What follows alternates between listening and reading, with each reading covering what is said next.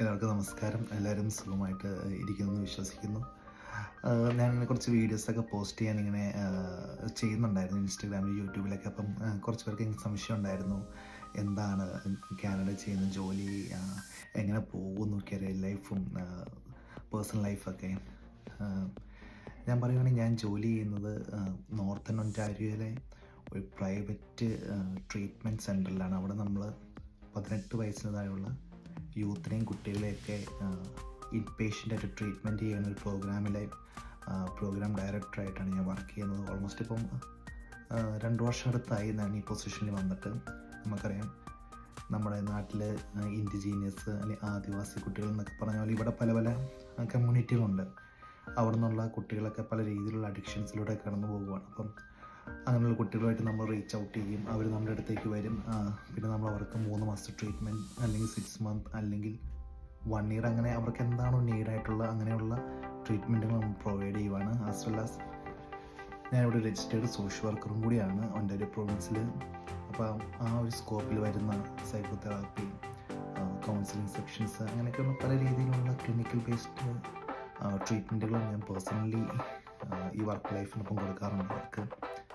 അങ്ങനെ അതാണ് എൻ്റെ ഒരു ജോലിയുടെ ഓവറോൾ എന്ന് പറയുന്നത്. നാട്ടിൽ MSW ആയിരുന്നു, ഇവിടെ വന്ന് പഠിച്ചു. പിന്നെ ഇവിടുത്തെ ഗവൺമെൻറ്റിൻ്റെ കീഴിലുള്ള Ontario college of social workers and social service വർക്കേഴ്സിൻ്റെ കോളേജ് രജിസ്ട്രേഷൻ എടുത്തു. അങ്ങനെ ഒരു രജിസ്റ്റേർഡ് സോഷ്യൽ വർക്കറായിട്ട് ഹോസ്പിറ്റലുകളിലും പല സെറ്റിങ്ങിലും വർക്ക് ചെയ്തു.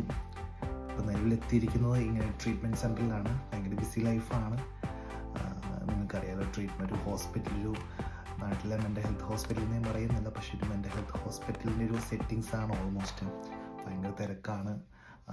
അങ്ങോട്ടും ഇങ്ങോട്ടൊക്കെ പിള്ളേരല്ലേ, ഭയങ്കരമായിട്ട് അവരങ്ങോട്ടും ഇങ്ങോട്ടും ഓടി കളിക്കുന്നു, പ്രശ്നങ്ങൾ അതേത്. പക്ഷേ at the end of the day നമുക്ക് എങ്ങനെ അവർക്ക് സർവീസ് കൊടുക്കാൻ പറ്റും എന്നുള്ളതാണ്.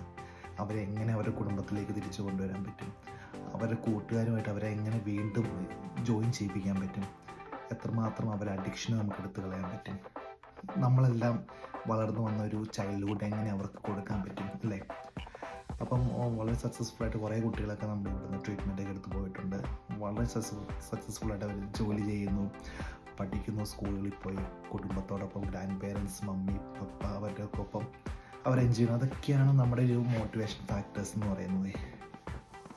അപ്പം ഇങ്ങനെ ചെറിയൊരു ഇൻട്രൊഡക്ഷൻ തരാനായിരുന്നു എനിക്ക് ഞങ്ങൾ മനസ്സിലിങ്ങനെ പ്ലാൻ ചെയ്തുകൊണ്ടിരുന്നത്. ഇൻ കേസ് നിങ്ങൾക്ക് എന്തെങ്കിലും ഡൗട്ടുണ്ട്, അതായത് നാട്ടിൽ സോഷ്യൽ വർക്ക് പഠിച്ചു കഴിഞ്ഞിട്ട് എനിക്കിവിടെ എന്ത് ചെയ്യാൻ പറ്റും, അല്ലെങ്കിൽ എങ്ങനെ ഇങ്ങനത്തെ ഒരു ക്യാരിയറിലേക്ക് സ്റ്റെപ്പ് അപ്പ് ചെയ്യാൻ പറ്റും, എന്ത് പഠിക്കണം, അങ്ങനെയൊക്കെ എന്തെങ്കിലുമൊക്കെ ഡൗട്ട്സോ കാര്യങ്ങളൊക്കെ ഉണ്ടെങ്കിൽ ഒന്നും നോക്കണ്ട, നേരെ നമ്മുടെ അടുത്തേക്ക് പോരെ, ഒരു മെസ്സേജ് അയച്ചാൽ മതി, എല്ലാം ഞാൻ പറഞ്ഞുതരാം. അപ്പം once again I wish you a good day. അപ്പം നമുക്ക് ഇനി അടുത്ത വീഡിയോ കാണാം. Take care, bye by.